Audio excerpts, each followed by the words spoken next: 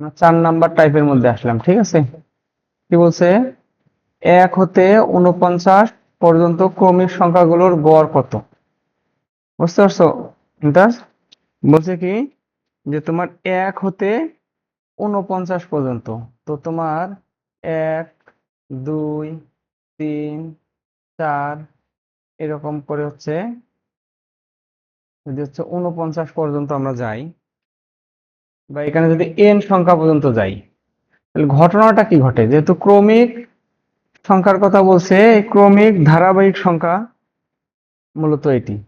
তো এইখান থেকে তুমি দেখো যে তুমি যদি 1 আর 4 এর কথা বিবেচনা করো, ঠিক আছে, 1 এবং 4 এর কথা বিবেচনা করো, তাহলে এই 1 এবং 4 কে তুমি যোগ করো।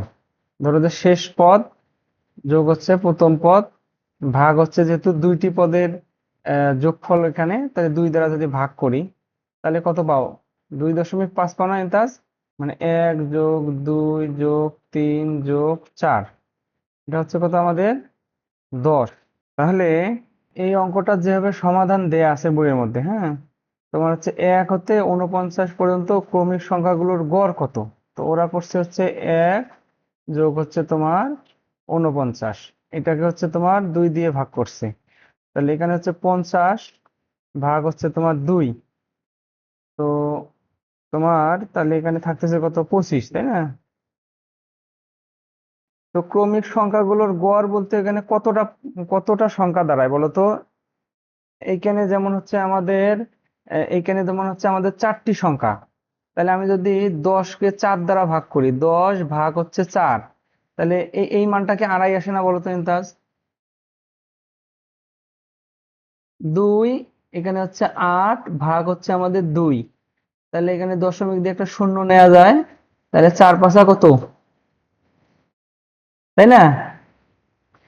তো এখান থেকে আমি যেটা বোঝাতে চাচ্ছি যে তোমার সবগুলো সংখ্যাকে এরকম করে যোগ করার প্রয়োজন নেই, ঠিক আছে। এই যে এখানে যে আমরা 10 যোগ করছি, তো এখানে যেহেতু 1 থেকে 4 নিয়েছিলাম, সেটা 4টা সংখ্যা, 4 দিয়ে আমরা ভাগ করলাম, এত কঠিন ভাবে করার দরকার নেই।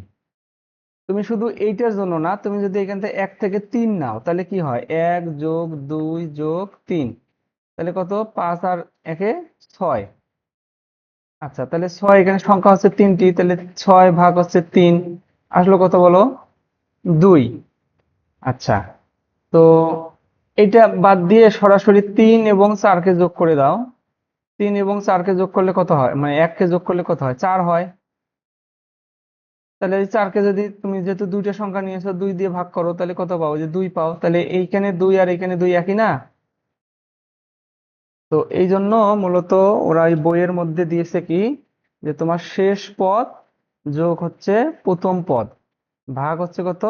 2, যেহেতু এখানে দুইটা পদ নেওয়া হয়েছে, এবং এই স্বাভাবিক সংখ্যাগুলো যেহেতু এক এক করে বৃদ্ধি পায়, তো যার কারণে এটার মূলত হচ্ছে তোমার এই শেষ পদ এবং প্রথম পদ ভাগ 2 দিলে কিন্তু তুমি ওই সংখ্যাগুলোর গড় সহজেই পেয়ে যাও। কিন্তু মাঝখান থেকে যদি কোনো সংখ্যা না থাকে, বুঝছো ইমতাজ, তাহলে কিন্তু তোমার আর ওই জিনিসটা কিন্তু কাজ করবে না, বুঝতে পারছো? এই জন্য ক্রমিক ক্রমিক বা হচ্ছে ধারাবাহিক বা স্বাভাবিক বা ন্যাচারাল নাম্বারের কথা যদি উল্লেখ থাকে, তাহলেই তো মূলত হচ্ছে তোমার ওই কাজটা হবে। কোনটা? যে তোমার হচ্ছে শেষ পদ, শেষ পদের মান কিন্তু, ঠিক আছে, শেষ পদের মান, পদের মান যোগ হচ্ছে ওই তোমার প্রথম পদ, এখানে যেহেতু স্বাভাবিক সংখ্যার কথা বলা হয়েছে, তাহলে 1 হবে সেটা, ভাগ হচ্ছে 2। তো এইটা মূলত গড় হবে। কিন্তু মাঝখানে যদি কোনো সংখ্যা বাদ থাকে, তাহলে কিন্তু হবে না, বুঝতে পারছো? এই 4 নাম্বার টাইপের মধ্যে সব অঙ্ক এইভাবেই আছে আর কি। দেখো, প্রথম 10টি স্বাভাবিক সংখ্যার গড় কত? তাহলে 1 যোগ হচ্ছে 10 ভাগ হচ্ছে 2, ঠিক আছে না? বুঝতে পারছো কি? যেহেতু প্রথম 10টির কথা বলছে এবং স্বাভাবিক সংখ্যার কথা বলছে, তাহলে 1 থেকে 10, তাহলে এখানে হচ্ছে তোমার 11 ভাগ হচ্ছে কত? 2, তার মানে হচ্ছে 5.5, ঠিক আছে।